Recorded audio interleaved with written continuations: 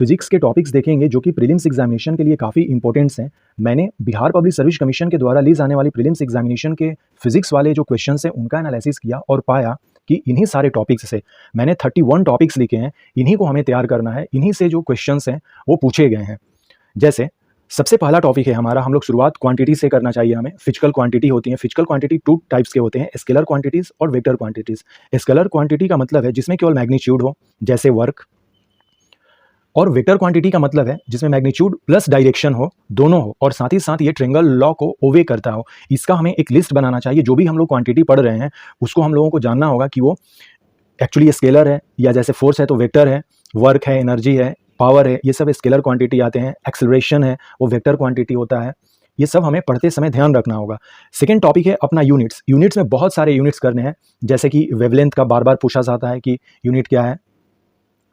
उसी तरह से फ्रीक्वेंसी का पूछा जाता है, कि यूनिट क्या है। तो सबसे पहले हमें फंडामेंटल जो 7 क्वांटिटी हैं उनसे स्टार्ट करना चाहिए। जैसे लेंथ को हम लोग मीटर में मेज़र करते हैं, मास को हम लोग किलोग्राम में अर्थात कि ग्राम में हम लोग मेज़र करते हैं, टाइम को हम लोग सेकेंड में मेज़र करते हैं, इलेक्ट्रिसिटी करंट का यूनिट एम्पियर होता है, टेम्परेचर का केल्विन होता है। ये सब एसआई यूनिट लिखा गया है, वो जब हम लोग पढ़ेंगे तो पता चल जाएगा। ल्यूमिनस इंटेंसिटी कैंडेला होता है, अमाउंट ऑफ सब्सटेंस मोल होता है। साथ ही साथ 7 फंडामेंटल क्वांटिटी के अलावा 2 सप्लीमेंट्री क्वांटिटी भी हैं। एक है प्लेन एंगल्स जिसको रेडियन में मेज़र करते हैं, और सॉलिड एंगल है जिसको रेडियन में मेज़र करते हैं।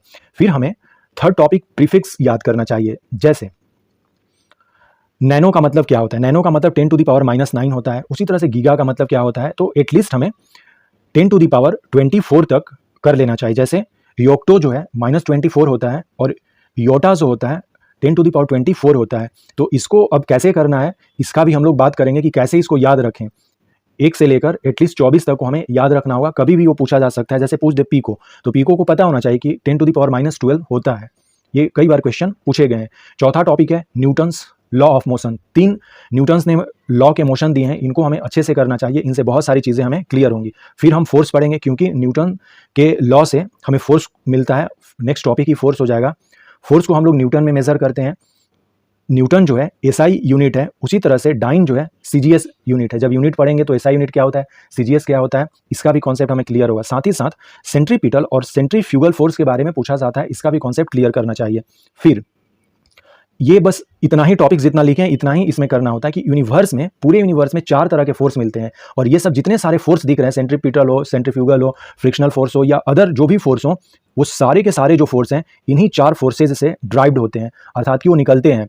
तो मैंने यहाँ पर डिसेंडिंग ऑर्डर में, अर्थात कि घटते क्रम में इनके पावर के अनुसार हमने इसको सजाया है 4 फोर्सेज को। कई बार ये क्वेश्चन पूछा गया है। सबसे पहले स्ट्रॉन्ग न्यूक्लियर फोर्स होता है, दूसरे नंबर पर इलेक्ट्रोमैग्नेटिक फोर्स आता है, तीसरे नंबर पर वीक न्यूक्लियर फोर्स आता है। न्यूक्लियर फोर्स हमें 2 तरह के दिख रहे हैं, एक स्ट्रॉन्ग दिख रहा, एक वीक दिख रहा, तो वीक थर्ड पर होगा। और सबसे कम जिसका पावर होता है वो ग्रेविटेशनल फोर्स होता है, और ये एक तरह का कांस्टेंट भी है जिसको हम लोग जी से डिनोट करते हैं। इसका वैल्यू जो है 6.674 क्रॉस 10⁻⁻11 न्यूटन मीटर स्क्वायर पर केजी स्क्वायर होता है। इसका यूनिट भी याद रखना होगा, कई बार ये यूनिट पूछा जाता है, इसका वैल्यू भी पूछ सकता है।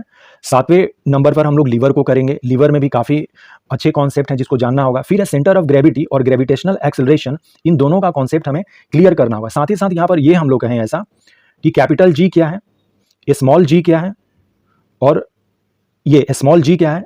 स्मॉल जी जो है ग्रेविटेशनल एक्सेलरेशन है, जिसका वैल्यू जो है 9.8 मीटर पर सेकेंड स्क्वायर होता है, क्योंकि ये जो यूनिट है मीटर पर सेकेंड स्क्वायर, ये और कुछ नहीं एक्सेलरेशन का ही जो है वो यूनिट है, और कांस्टेंट होता है ये भी ग्रेविटेशनल एक्सेलरेशन है, जिसको कि एक्सेलरेशन ड्यू टू ग्रेविटी भी कहते हैं, और सेंटर ऑफ ग्रेविटी, दोनों अलग अलग चीज़ें हैं। इसका कॉन्सेप्ट क्लियर करना होगा।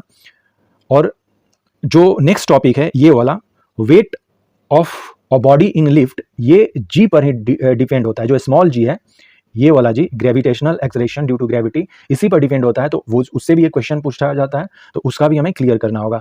नेक्स्ट टॉपिक है वर्क, एनर्जी, पावर। ये तीनों स्केलर क्वांटिटी है। जब भी इस तरह से पढ़ेंगे क्वांटिटी को, तो ये जान लेना होगा कि वो स्केलर है या वेक्टर है, और साथ ही साथ उसके यूनिट को भी हमें जानना होगा। जैसे वर्क का जूल होता है, एनर्जी का भी जूल होता है, पावर का वाट होता है, और वाट को हम लोग जूल पर सेकेंड लिख सकते हैं, जूल पर सेकेंड लिख सकते हैं। इसी जूल पर सेकेंड को हम लोग जूल इन्वर्स भी लिखते हैं। इसको हम लोग क्या लिखते हैं, जूल इन्वर्स, एस पर -1 लिख देंगे तो ये जूल इन्वर्स को डिनोट करेगा।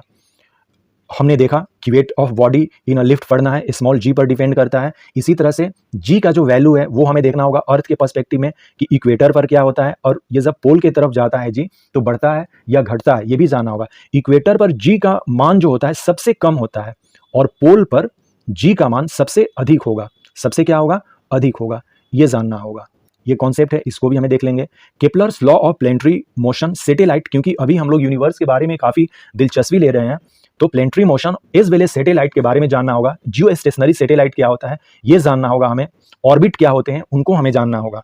नेक्स्ट टॉपिक है एस्केप वेलोसिटी। एस्केप वेलोसिटी में केवल हम लोगों को थोड़ा सा वैल्यू याद रखना होता है। अर्थ का जो एस्केप वेलोसिटी है 11.2 किलोमीटर पर सेकेंड है और मून का जो है 2.4 किलोमीटर पर सेकेंड है। एस्केप वेलोसिटी का सिंपल सा मतलब है कि पृथ्वी पर यदि कोई वस्तु है उसको यदि 11.2 किलोमीटर पर सेकेंड के हिसाब से फेंका जाए ऊपर की तरफ तो फिर वो पृथ्वी पर वापस नहीं आएगा, क्योंकि ग्रेविटेशनल जो उसका ड्यू टू ग्रेविटी है स्मॉल जी वो फिर इस पर काम नहीं करेगा। सेम मून के लिए है, यहाँ पर हमें केवल याद करना होगा। नेक्स्ट टॉपिक है प्रेशर। प्रेशर जो होता है फोर्स बाई एरिया होता है और इसका यूनिट पास्कल होता है। ऐसा यूनिट फोर्स का हम लोग जानते हैं कि न्यूटन होता है और एरिया का मीटर स्क्वायर होता है, तो ये भी यूनिट हो जाएगा। पास्कल की जगह पर हम लोग न्यूटन पर मीटर स्क्वायर भी कह सकते हैं। नेक्स्ट कॉन्सेप्ट हमें फ्लोटेशन के बारे में जानना होगा। सरफेस टेंशन से क्वेश्चंस आते ही रहते हैं, ये क्या है इसको जानना है। फिर 5 तरह के स्टेट्स ऑफ मैटर हैं, ये कई बार क्वेश्चन पूछ लिया गया है कि चौथा और पांचवा स्टेट क्या है। तो चौथा प्लाज्मा है और पांचवा बोस आइंस्टीन है। तो इसको हमें क्रोनोलॉजी बिगाड़ना नहीं है, वो कहेंगे कि चौथे स्टेज को बताइए, तो चौथा स्टेज जो है वो प्लाज्मा का है, न कि बोस आइंस्टीन है। इस चीज को हमें देखना होगा। सॉलिड, लिक्विड, गैस, प्लाज्मा और बोस आइंस्टीन कॉन्डेंस्ड, ये जो है स्टेट के 5 मैटर हो गए। ये क्रोनोलॉजी में है, इसको हमें देख लेना होगा। एक कॉन्सेप्ट यहां पर जानना होगा, मैंने लिख दिया है लैक्टोमीटर में। लैक्टो का मतलब ही होता है मिल्क, तो लैक्टोमीटर से हम लोग दूध में मिश्रित वाटर की परसेंटेज मात्रा को ज्ञात करते हैं। हम लोग दूध की क्वांटिटी या दूध की चीज़ों को, जो दूध में फैट होता है उसको मेजर हम लोग लैक्टोमीटर से नहीं करते हैं। इस बात को ध्यान में रखना होगा। यदि कभी इस तरह के क्वेश्चन आ जाए कि लैक्टोमीटर से क्या मेजर किया जाता है, तो वाटर का परसेंटेज मेजर किया जाता है कि उस मिल्क में कितना मिक्स्ड है, वो कितना मिक्स्ड है वाटर, ये हमें पता करना होता है दूध में। कैपिलरिटी से बस इतना ही याद करना है जो मैंने लिख दिया है। कैपिलरिटी का मतलब हुआ कि जैसे एक पेपर है, पेपर के पास जैसे ही इंक रखते हैं तो वो सोख लेता है, तो वो सोखने की जो प्रोसेस है वही कैपिलरिटी है, बस इतना जानिए। और ये लालटेन का जो तेल है ऊपर जो उसके बर्नर से ऊपर चढ़ता है उसी का एग्जांपल है। पेड़ पौधे जो है जल ऊपर लेते हैं, जल ऊपर किससे लेते हैं, जाइलम से लेते हैं, और फ्लोएम जो होता है वो फूड को बनाता है और उसको भेजता है एक दूसरे के पास। तो जाइलम से जो जल या मिनरल्स ऊपर की तरफ पेड़ पौधों में जाते हैं वो कैपिलरिटी प्रोसेस के थ्रू जाते हैं। तो ये हमें कुछ उदाहरण ही पूछा जाता है कि आखिर ये ऐसा क्यों होता है, तो कैपिलरिटी के चलते होता है कि पेपर जो है स्याही सोख लेता है, या कोई कपड़ा पर भी आप जब कलर रखेंगे तो वो सोख लेगा, वो कैपिलरिटी के ही चलते होती है। नेक्स्ट कॉन्सेप्ट है विस्कोसिटी क्या है, इलास्टिसिटी क्या है, इसको जानना है। वेव्स, ये सबसे इंपॉर्टेंट टॉपिक है और सबसे बड़ा टॉपिक्स है। 2 तरह के वेव्स होते हैं, इसको डिटेल्स में पढ़ना होगा, मैकेनिकल वेव और non mechanical wave. Non mechanical wave में इलेक्ट्रोमैग्नेटिक्स आते हैं वेव्स। मैकेनिकल वेव को चलने के लिए मीडियम चाहिए और इसको मीडियम नहीं भी रहेगा तो ये चलेगा इलेक्ट्रोमैग्नेटिक्स वेव्स जैसे। और इसमें जानेंगे हम लोग जो मैकेनिकल वेव होते हैं वो 2 तरह के होते हैं, लॉन्गिट्यूडनल और ट्रांसवर्स। बार बार ये क्वेश्चन पूछा गया है कि साउंड वेव कौन सा है, तो वो लॉन्गिट्यूडनल वेव है, लॉन्गिट्यूडनल वेव है, ये चीज़ हमें जानना होगा। तो मैंने ये डायग्राम बनाया है, इसको देखना है और फिर इसको तो डिटेल्स में हमें पढ़ना है। इलेक्ट्रोमैग्नेटिक्स वेव में हमारे पास फिर आ जाएंगे, जैसे एक फॉर्मूला हम लोग मैं बताता हूँ, कॉस गामा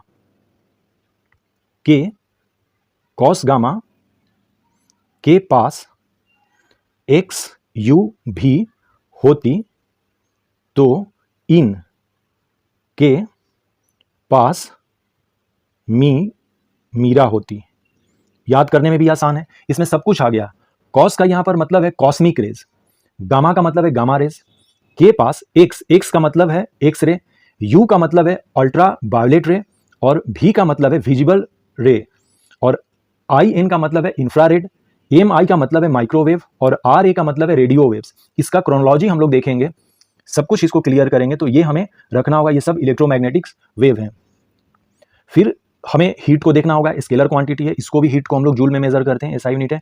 फिर टेम्परेचर को हमें देखना होगा, टेम्परेचर में ये फॉर्मूला याद रखना होगा हमें, C/5 is equal to F minus 32/9 is equal to, जब केल्विन के साथ इसका रिलेशन करेंगे तो K माइनस 273/5 हो जाएगा, और जब र्यूमिर के अनुसार इसको हम लोग देखेंगे तब R/4 हो जाएगा। ये इस पर मैं एक वीडियो बनाकर अभी जस्ट इसको क्लियर कर देता हूँ तो सारा चीज़ क्लियर हो जाए। वैसे सबको हम लोग एक बार क्रोनोलॉजी वे में सारे टॉपिक्स को पढ़ेंगे। ये तो हम लोग जानते ही हैं कि C/5 यानी कि सेल्सियस और फ़ारेनहाइट में रिलेशन जो है बार बार पूछे जाते हैं। इसमें सेंटीग्रेड में कुछ दे देगा और फिर कहेगा कि फ़ारेनहाइट में वो क्या होगा। तो अभी जस्ट इस फॉर्मूला से हम लोग कुछ बनाते हैं प्रॉब्लम। लाइट जैसे वेव है उसी तरह से लाइट है, काफ़ी इंपॉर्टेंट है। लाइट में सब कुछ आ जाएगा, इसमें हमें पढ़ना होगा, साथ ही साथ कलर भी इसी में आएगा। फिर हम लोग ह्यूमन आई पढ़ेंगे डिटेल्स में, इलेक्ट्रिसिटी पढ़ना है, ओम्स लॉ पढ़ेंगे। ओम्स लॉ होता है V प्रोपोर्शनल I होता है। V का मतलब वोल्टेज हो गया, I का मतलब इलेक्ट्रिसिटी करंट हो गया, और R जो है यहाँ पर R के अकॉर्डिंग चीज़ें बदलती है। तो जब हम लोग R को रखेंगे तो ये प्रोपोर्शनलिटी जो है हट जाएगी, V is equal to RI हो जाएगा। रेजिस्टेंस को, जिसको कि रेजिस्टेंस कहते हैं, R को ओम में मेजर करते हैं, और रेजिस्टेंस का उल्टा जो है वो कंडक्टेंस होता है, G बराबर 1/R होता है, और कंडक्टेंस को मोह या सीमेन में मेजर करते हैं, और G का फॉर्मूला भी जस्ट हम लोगों ने देखा। कंडक्टेंस जो है मोह इसका यूनिट हो जाएगा, जैसे रेजिस्टेंस का ओम है उसी तरह से इसका मोह हो जाएगा उलट इसका कंडक्टेंस का। तो याद रखना है हमें कि कंडक्टेंस क्या होता है, रेजिस्टेंस का उल्टा होता है, और इसका यूनिट ये है, या तो मोह या तो सीमेन, SIEMEN, सीमेन है ये। नेक्स्ट कॉन्सेप्ट हमें एटॉमिक स्ट्रक्चर को जानना है, डिटेल्स में जानना है। इस एटॉमिक स्ट्रक्चर में बहुत सारी चीज़ें आ जाएंगी, वो हम देखेंगे कि इलेक्ट्रॉन, प्रोटॉन, न्यूट्रॉन का क्या कॉन्सेप्ट है, आइसोटोप, आइसोबार, ये सब किस तरह से कॉन्सेप्ट हैं, यहीं पर हम लोग जान लेंगे। वैसे ये केमिस्ट्री का भी कुछ देखा जाए तो पार्ट है, लेकिन एटॉमिक स्ट्रक्चर को डिटेल्स में यहाँ जानना होगा। फिर है रेडियो एक्टिविटी, जिसको कि डिस्कवरी जो है हेनरी बेक्यूरेल ने किया था, ये भी हमें जानेंगे। और फिर है न्यूक्लियर, न्यूक्लियर में कुछ हमें जानना है। न्यूक्लियर में दो चीज़ें होती हैं रिएक्शन, एक फिशन होता है और एक फ्यूज़न होता है। फिशन का मतलब अलग होना होता है, और फ्यूजन का मतलब जुड़ना होता है। एटम बम जो है वो फिशन पर डिपेंड होता है, और हाइड्रोजन बम जो होता है वो फ्यूजन पर डिपेंड होता है। सन पर भी इसी प्रोसेस से वहां पर एनर्जी जनरेट होती है, जुड़ने से ही, फ्यूजन से होती है। कई बार क्वेश्चन पूछा गया है कि सन पर क्या होती है, तो फ्यूजन होती है, और एटम बम में फिशन होती है। इस चीज को हमें देखना होगा।